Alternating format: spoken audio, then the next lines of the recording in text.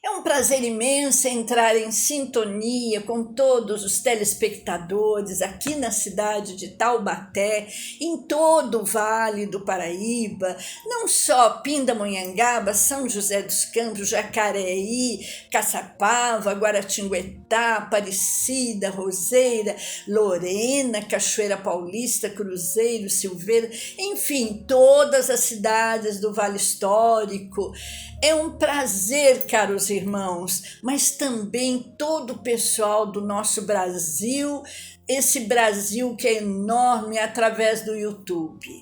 Caros irmãos, hoje é um dia que realmente nós estamos abrindo um espaço muito especial, porque se trata de uma entrevista com uma pessoa muito querida, que também está sempre conosco aqui na TV Cidade de Taubaté e que eu vinha conhecer aqui nos estúdios da TV Cidade junto com a Cláudia, quando eu vim gravar num determinado dia e que eu encontrei essa moça bonita, essa jovem, de apenas 29 anos e que eu achei uma pessoa muito bonita, uma pessoa de teatro, é uma pessoa que tem várias atividades. Eu estou apresentando a todos vocês a nossa querida Thay. É um prazer estar aqui, Valquíria. A Thay, caros irmãos, além de artista de teatro, de maquiadora, são várias, né? Eu vou falando assim, cabeleireira, é espiritualista e também é uma ativista, assim, nós chamamos de ativista social. Há uns anos atrás a gente falava de um agente social, mas hoje é um nome mais popular, ativista social. E que escreveu uma peça de teatro falando de uma casa de repouso. Ela escreveu junto com um colega, o nome do colega? Roberto. E além de escreverem, eles trabalharam nessa peça de teatro. Então eu gostaria que você falasse com o nosso público aqui, que está em sintonia conosco, Thay. É um prazer estar aqui, Valquíria. Eu sou a Thay Soares, o meu arroba é ThayCyber, né? Para quem quiser seguir. E como ela já disse, né? Eu sou atriz. Eu tento ser uma artista diversa, procurando e buscando várias áreas, né? Conhecer. Também atuo atualmente como DJ, através de um projeto todo unido que teve aqui em Taubaté, no La Casa Lounge Bar, disponibilizado, né? O teatro em si foi pelo projeto da Lei Paulo Gustavo, Projeto Ato. Então, assim, ele trazia principalmente o espaço acolhendo pessoas do meio LGBTQIAPN+. Tá. Através desse projeto, deu-se mais outros projetos, inclusive as aulas de DJ que nós tivemos. E com isso, aí uma arte imensa crescendo. Ampliou. Como o meu professor, por exemplo, que também se formou na parte de DJ com a gente, com os alunos, né? O meu professor Josué Lobato, maravilhoso, Felipe Benites. E aí, o mais legal é que meu professor criou uma personagem drag e fez uma filha drag que fez a minha personagem e me batizou. Então foi uma gama de coisas muito legais. Muito bom. E esse trabalho de teatro que vocês desenvolveram, escreveram, para vocês deve ter sido assim uma lição de vida maravilhosa, porque vocês falam da casa de repouso citando uma senhora de mais idade, nos seus 75 anos, sim, e que vive uma realidade de preconceito nessa idade. Sim. A peça específica em si da casa de repouso abordou também a questão LGBTQIAPN+.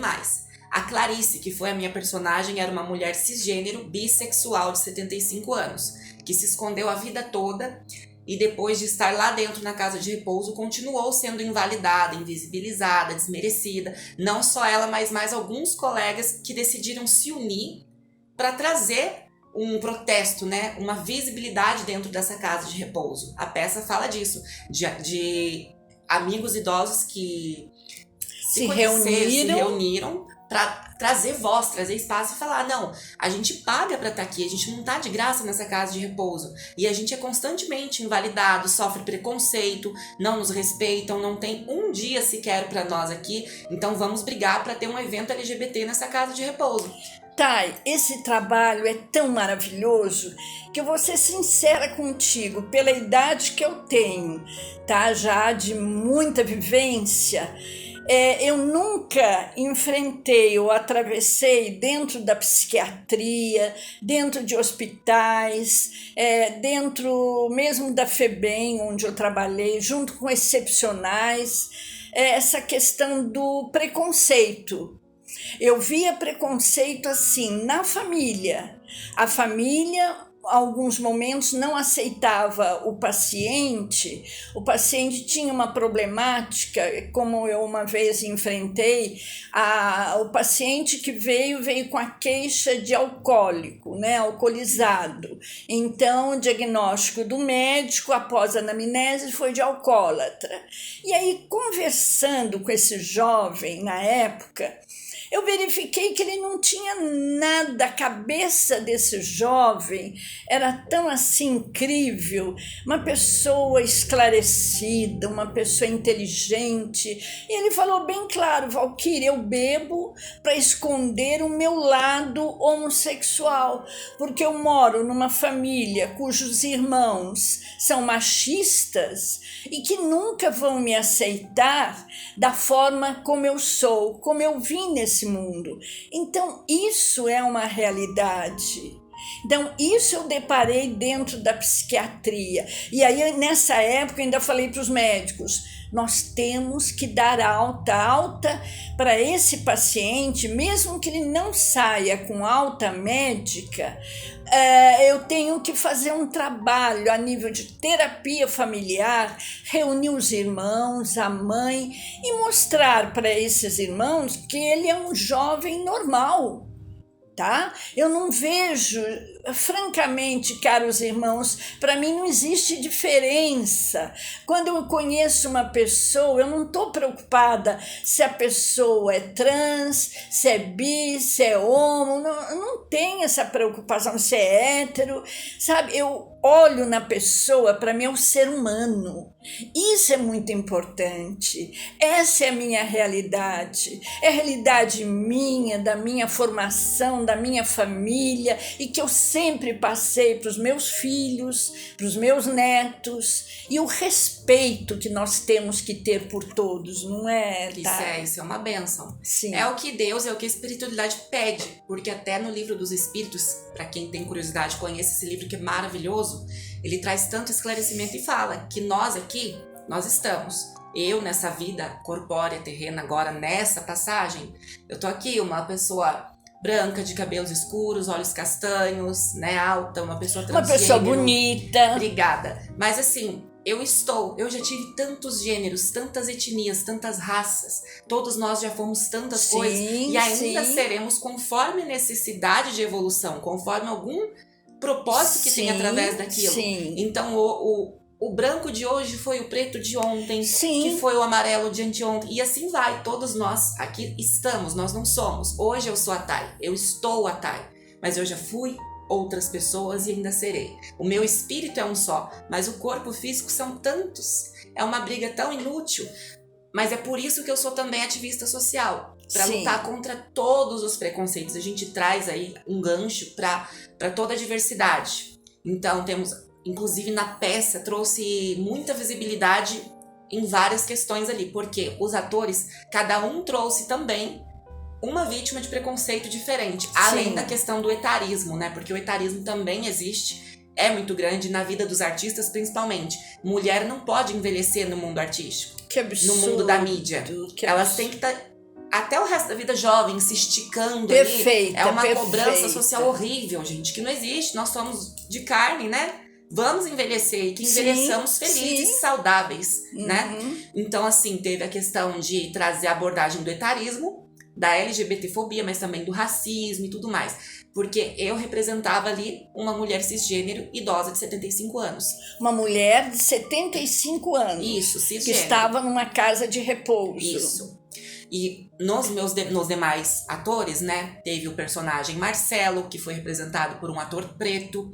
Teve agora eu esqueci o nome da minha outra colega de trabalho, da personagem dela. Não faz mal. Mas ela trouxe a representatividade de um corpo gordo. Além Sim, de ser uma mulher lésbica, obesa, gorda. Isso, obesa. porque ela é. A realidade dela é de uma pessoa gorda. Sim. Belíssima, maravilhosa. Eu tenho muito carinho por todos os meus colegas de cena e do teatro. Vou sentir muita falta daqueles que eu, porventura, não consegui mais ver, porque cada um vai seguir num plano diferente. Exato. Então, não sei quem vai dar continuidade esse ano de novo. Eu vou estar lá, com certeza. Inclusive, vou convidá-la para assistir as peças. Estarei lá, Mas se Deus quiser. Teve a representatividade gorda, preta, LGBT também, porque o Roberto, que foi o meu colega que ajudou a escrever a peça, ele é um homem gay idoso. E ele tem também seus 75 anos, 60? Acho que 66, acho que ele é 66. Que bonito. Mas então ele trouxe ali realmente, os demais atores eram mais jovens, interpretando pessoas mais velhas. Ele não, ele já era um homem mais velho realmente, então ele tinha mais propriedade para falar, né? E ele inclusive ajudou a gente a pesquisar muito assim, matérias verdadeiras, né? Trazendo a questão do preconceito da LGBTfobia em casa de repouso real. Que existe. Existe, pessoas Parece trans que não, destransicionam. mas ainda existe. E eu acho isso um absurdo, porque todos nós somos irmãos, filhos de um mesmo pai que é Deus, né, o Criador, e não tem essa de diferença, sabe, de pele, de cor, de, sabe, obeso, magro. Eu acho que a gente tem que se unir, Thay, se unir, sabe, buscando uma relação fraternal, amiga. Isso é muito importante.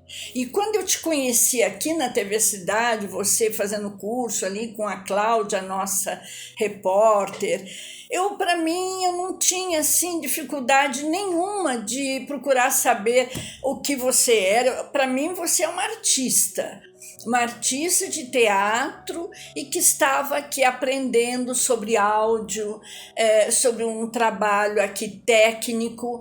Então eu não tenho, caros irmãos, essa preocupação, e eu vejo assim o respeito que nós temos que ter pelas pessoas, desde crianças, pequeninos, como pessoas de mais idade, o adulto, como pessoas mais velhas.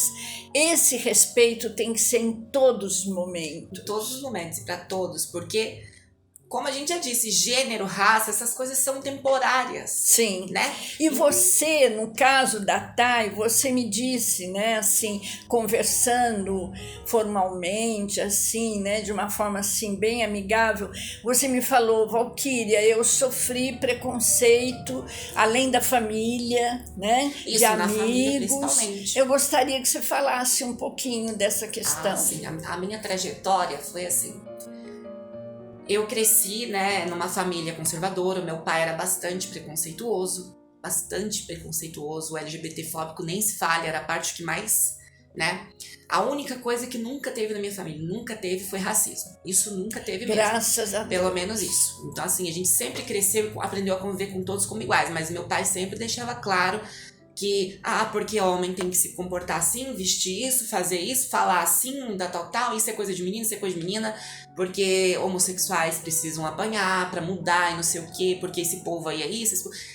Não preciso ficar reproduzindo aqui, né? Tá. Mas eu tive uma criação bem preconceituosa, então eu já cresci me invalidando, porque qual o problema, Valquíria? Que as pessoas não entendem. As pessoas já nascem como são, Deus faz cada uma como é, não tem erro. Não tem.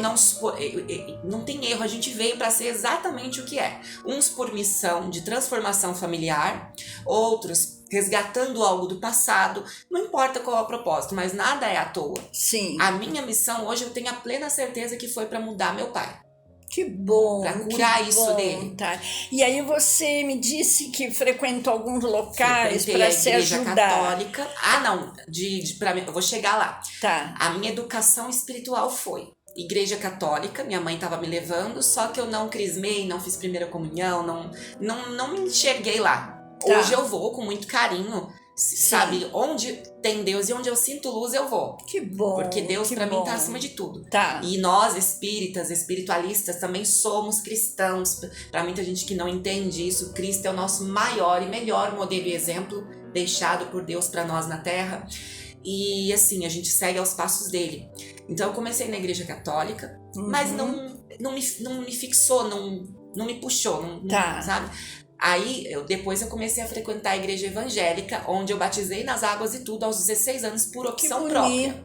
Sim. Porque eu me sentia bem, então eu participava de grupos de jovens, retiro, louvor. Eu fui levita, né, que é quem toca na igreja, eu tocava piano. Ah, você toca? Toco um pouco, mas eu toquei Toca teclado. Piano, participei de diversas atividades. Sim, no grupo de jovens. Isso, e por incrível que pareça, na época da igreja, eu nunca sofri preconceito.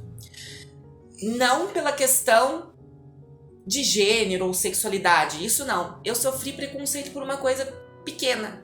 Por gostar de roupas pretas, que hoje eu tô assim, toda assim, por causa que eu vim falar também da espiritualidade, quis trazer uma pegada semelhante à sua, pra gente ficar combinando. Mas eu gosto muito de rock, roupas pretas e tudo mais, e aí eu fui condenada por gostar de caveirinha, roupa preta. É esse que o motivo deles terem me discriminado. Fora isso, interessante. Por incrível que pareça, nunca fui invalidada na igreja. Na escola também, poucas foram as situações que eu tive de preconceito, assim. Graças ao bom Deus e graças à fé que eu sempre tive, eu orava antes de ir pra escola, orava quando eu ia dormir. Minha mãe sempre me ensinou desde criança. Então eu pedia pra Deus, me protege dos malfeitores, né? Pra que eu não sofra, porque eu tenho medo. E graças a Deus nunca sofri. Preconceito mesmo foi dentro de casa. Meu pai foi meu maior vilão. Ele me causou depressão, angústia, a tentativa de abreviar a própria vida. Já me ocorreu. Sim, porque eu tinha uma depressão fortíssima dentro de casa. Que absurdo. Pela perseguição que ele fazia contra mim. Sim. Por toda a invalidação que eu sofria. Sim. Sabe? Eu vivi, ele só me desprezava, me humilhava, só me olhava com um desgosto. E aquilo acabava comigo. Porque aonde é o meu lar, que eu deveria ter o maior acolhimento. Maior apoio. É onde eu mais sofria. E a minha mãe, coitada, ela era muito submissa ainda.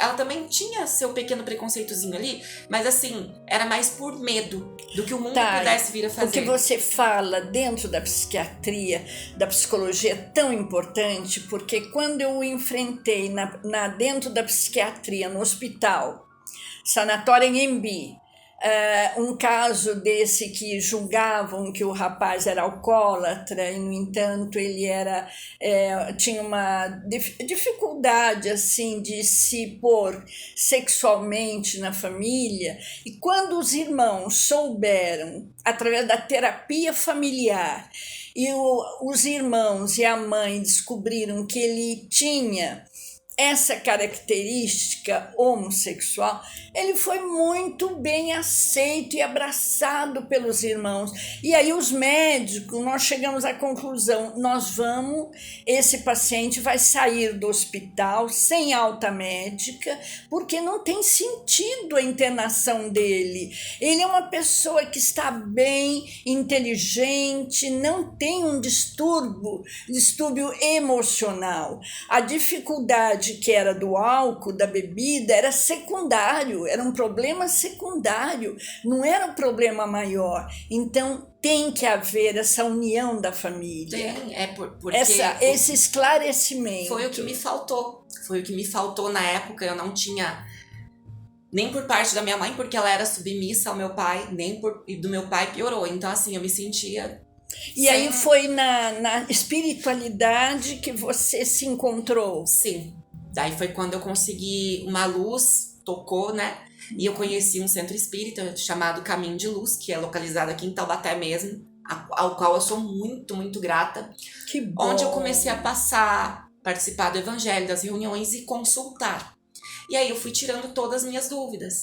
Passei também pela terapia com o Dr. Hans, mas no meu caso eu levava mais a parte emocional. Então eu já trabalhei muitas questões lá. pessoais minhas, envolve tudo. Quando nós falamos da figura do Dr. Hans, é importante você especificar, é uma figura espiritual. Isso, é um médico austríaco já desencarnado que atua através da médium Maria Aparecida. Tá. Então é um trabalho espiritual. Sim. E ele trata tanto os problemas físicos como emocionais. Ele me ajudou muito na parte emocional, que por consequência estava me trazendo problemas físicos também, né? Que a gente começa a ter uns problemas físicos por conta do emocional. Como é o caso de muitos alcoólatras, toxicômanos, que muitas vezes estão ali do lado dele os obsessores. Já que você tocou nesse assunto, eu posso falar tranquila. Os obsessores estão ali muitas vezes encostados num jovem, num pai, numa mãe, numa pessoa, e às vezes a pessoa comete, assim, além do suicídio, além de matar alguém, ferir alguém ou agredir, muitas vezes ela está sendo obsediada. E esse obsessor, muitas vezes, precisa de muita ajuda, não é, Thay? É. Como o Chico Xavier dizia, às vezes o obsessor é um credor nosso, é alguém a quem a gente deve, há muito tempo. Então o ideal é orar por ele para que ele nos deixe em paz e siga também o caminho dele. Como tinha aquele que, por exemplo, perseguia o Divaldo Franco. Sim. Né? Desde a infância. Né? E que tem que receber ajuda. Eu me lembro, Gasparetto, quando eu trabalhei na Rádio Mundial, e o grande Gasparetto, filho de Zíbia Gasparetto, e que ele falava, né, dessa questão dos obsessores, que muitas vezes estão ali do lado e que acabam atormentando. A vida da pessoa é completamente desviada de um caminho correto. É aquela coisa, né? Todo mundo tá sujeito a atrair o bom e o ruim. É a nossa vibração que dá essa abertura. Exato. Então não quer dizer, por exemplo, que eu, a Thay, estou todo dia muito bem espiritualizada, dando um canal de entrada só pra coisa boa. Sim. Se eu baixar minha vibração, eu também posso atrair um obsessor ali. Mas o ideal é entrar em preces e orações e não deixar aquilo ir se prolongando, né? Mas aí, continuando a história da parte espiritualista, eu me senti bem, eu me encontrei. Eu comecei a tirar dúvidas, vi que não tinha nada errado comigo, porque se eu fosse... Aí eu comecei a ver no mundo afora o preconceito todo das igrejas com pessoas LGBT, com pessoas trans. A gente vê exceções, graças a Deus, né? Pessoas muito boas aí, por exemplo, como o trabalho do padre Júlio Lancelotti, que é uma belezinha, tá lá fazendo a caridade, entre outros, né? Pastores e padres que tratam todos como irmãos e sequer ficam trazendo um preconceito ali. Não está preocupado se a pessoa é bi, homo, trans, não tem um irmão em Cristo e é isso, né? Que é o que Cristo pedia, porque é o que eu falo para todo mundo. No Evangelho de Jesus, tanto no Evangelho católico, evangélico, seja qual for, ou no Evangelho espírita, nas passagens de Cristo não tem uma fala sequer homofóbica. Não tem uma passagem sequer dele falando que precisou curar um homossexual porque aquilo era errado. Isso foi na Bíblia, no ano 303 depois de Cristo, por Constantino e Teodósio. Tem toda a história explicando quem colocou, em qual tempo foi esse tipo de fala, devido a uma questão histórica também. Daquela época em que as pessoas, a taxa de mortalidade era muito grande. Na Idade Média, nesses tempos antigos, as pessoas tinham muita doença, a mortalidade infantil também era muito grande, crianças não aguentavam. E qual era a preocupação deles? Povoar a terra, porque a humanidade era muito pequena. Então eles falavam, dois iguais não reproduzem. Aí surgiu esse preconceito. Santa Joana d'Arc, por exemplo, sofreu muito preconceito. E não só preconceito, porque ela era uma ativista, né? Santa Joana d'Arc, e ela lutava. Ela ia à luta. E nessa luta de Santa Joana d'Arc, ela foi tida como uma bruxa. Eles achavam que ela era uma feiticeira, que ela era uma bruxa perigosa, que ia fazer mal. Não era nada disso, caros irmãos. Santa Joana d'Arc foi realmente uma guerreira, uma vitoriosa pela vida. Naquele tempo, as pessoas que já tinham, por exemplo, a mediunidade ostensiva, eram retratadas como algo do demônio, que também foi um motivo pelo qual eu discordava da igreja evangélica, por exemplo, por causa das minhas experiências mediúnicas desde a infância. Onde eu vi a minha madrinha quando eu tinha 5 anos de idade, minha madrinha desencarnou quando eu tinha feito 1. Muito bonito. E foi bonito mesmo, Valquíria, porque foi no dia do meu aniversário. Bem no dia do meu aniversário de 5 anos, ela apareceu pra mim materializada, me cumprimentou, falou algumas coisas e saiu. E eu fui correndo contar pros meus pais. Meus pais, como assim? Sua madrinha, olha, até arrepia. Sua madrinha tá morta, ela já morreu quando você tinha 1 ano. Tá. E eu falei, eu descrevi ela dos pés à cabeça, eles me mostraram fotos. Eu falei, é essa aqui. Tá, isso é tão Então, importante. Eu tive filhos na minha família que também descreveram e chegaram, mamãe, eu vi fulana de tal, a minha avó, a Risoleta, e descreveu, e realmente ele nem sabia o nome da avó, que era Risoleta, então que veio para ajudar na família. Então, caros irmãos, entre o céu e a terra, eu falo isso em todos os meus livros, entre o céu e a terra existem muitos mistérios que o homem desconhece, não é, Thay? E tem tanta coisa que já foi esclarecida, que é só a gente buscar nos livros espíritas. Temos aí obras de Chico, as obras aí de Kardec. Sim, que eu sou muito grata por ter conhecido o livro dos espíritos, o livro dos médiuns, a Gênese, Céu e Inferno. Temos vários livros do Divaldo também. Da Zíbia Gasparetto. Sim. Tem um livro que fala Ninguém é de Ninguém, que é justamente para mostrar o desapego da pessoa não ficar assim tão ligada, pegada e sofrer tanto pelo outro. Sim. Entrar em depressão, em angústia, se suicidar, nada disso, caros irmãos. Então a espiritualidade, ela nos ensina muito, Thay. Hoje em dia eu gosto É um demais aprendizado. Hoje em dia eu vou sim às igrejas, sem preconceito nenhum, como já conheci outros lugares também, né, o Hare Krishna, fui conhecer, porque eu gosto de conhecer e entender o outro, para não ter ignorância. São maravilhosos, eu conheço algumas coisas de Hare Krishna sim, também. Mas aí a gente sempre tem onde a gente se encontra mais, né, e eu me encontrei mais no espiritismo e na Umbanda. Que bonito. Acho uma delícia faz bem pra alma, bem pro espírito. Sempre que eu posso ajudar as pessoas, eu falo, olha, vamos conhecer, nem que seja por curiosidade, só pra te ajudar. Você não precisa frequentar, você não precisa seguir, mas só pra se ajudar desse problema que você tá passando agora. Vamos buscar uma ajuda? Que bom. E com isso eu já ajudei tantos amigos, sabe? Eu falo e ajuda. Sim. Essa força interior que nós temos e que eu falo nos meus livros, nos meus programas, a força da mulher, a força do ser humano, tem muito nessa questão da espiritualidade.